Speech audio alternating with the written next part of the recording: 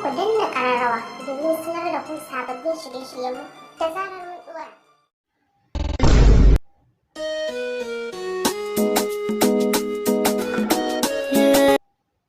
Hello? Waye ne?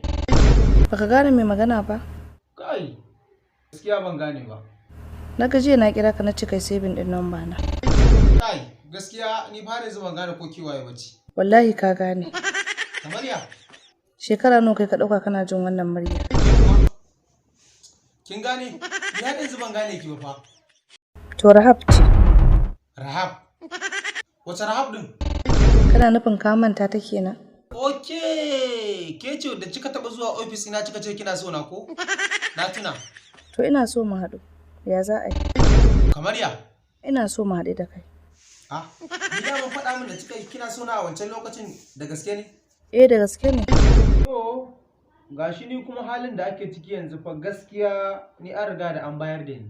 Ba zan iya zama babu kai ba. Saboda me ban fahimce ki ba. Kai haƙuri abin da ne maka. Ah, maganar ai ba ta hakuri bane. Yanzu ke ake so a yi.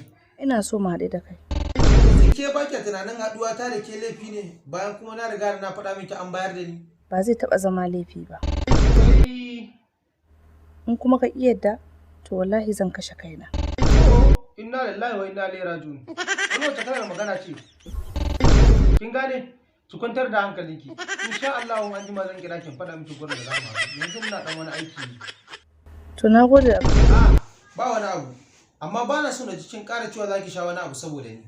Insha Allah ba zan sake ba. To na gode da wannan alƙawarin da kika ɗauka min. In Allah da ina gamawa zan baki dama sai mu haɗu. To ni ma na gode.